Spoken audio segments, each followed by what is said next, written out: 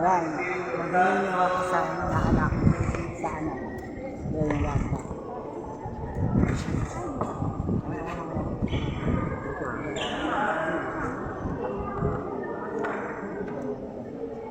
Ngayon po ay ating lalagyan ng holy oil na bagong linyay.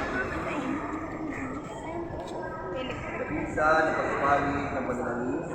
Makita ka sana kung gusto kumali. Mahal na benda, ito siya mananangin.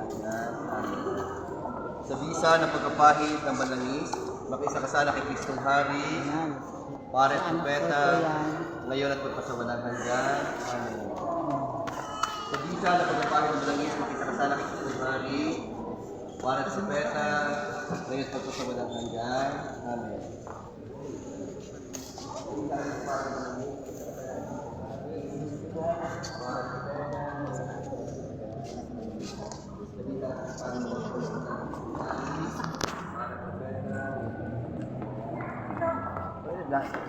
Kasama tayo vlogger, ano?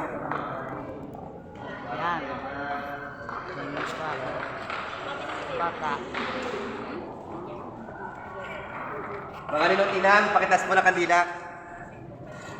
So yan po yung inyong papel, roll bilang ninong at ninang. Kayo po'y tatanglawan niyo po yung inaanak. Ibig sabihin, kayo po'y tagagabay. Ang ninong at ninang, tagagabay, kasi kayo po ang pangalawang magulang ng inyong inaanak. Kaya hindi lamang po kayo tagabigay. Tagagabay po kayo. Ang ilaw na ito, tayo na magbigay kay Jesus na ating ilaw sa diwa natin isipan, sa Yesu Cristo na buhay, sa ating kaliwanagan. Ang ilaw po na hawak-hawak ninyo ay tanda ng liwanag ni Kristo na tinanggap po ng mga bagong binyag. Kaya po sa turo ng mga magulang, ninong at ninang, na may mag-alab ito sa kanilang puso at diwa hanggang sa pagbabalik ni Kristong ating Panginoon. Amen. Sa mahal na Birhen, ating pong ipagkatiwala itong 6 na bagong binyag. Ating sama-samang dasalin, Aba, Ginoong Maria, napupuno ka ng grasya. Ang Panginoong Diyos ay sumasa iyo. Bukod kang pinagpala sa babaeng lahat, at pinagpala naman ang iyong anak na si Jesus. Santa Maria, Ina ng Diyos, panalangin mo kaming makasalanan, ngayon at kung kami mamatay. Amen. Mga ninutinang, ang kandila hawakan ng kaliwang kamay. Kaliwa. At ang kanan nyo, itaas nyo siya patungo sa inyong inaanak. Yan. At atin po ngayong babasbasan ang mga bagong linyay.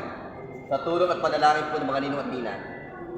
Ama na pagmahal, amin ang pinagdiwang ang sakramento ng binyag na nagbibigay ng buhay at tangal. Habang pa nung kami lilingon sa iyo, dahil sa natang awat biyaya, paspasan ni Panginoon itong 6 na bata na bagong binyag. Nanawa sa kanilang paglaki, umunod sila sa kanilang karunungan at lagi mong pinalulugdan. Paspasan mo rin ang kanilang mga magulang, mga ninong at mga ninang, na naway manatiling matapat sa kanilang ipinangako sa binyag. Nilulog namin ito sa pamitan ni Jesucristo, kasama ng Espiritu Santo, magpasawalang hanggan. Pakipatay na po ng kandila ni Matina. Sa mga may hawak po ng bagong binyag, may itas niyo po, itaas.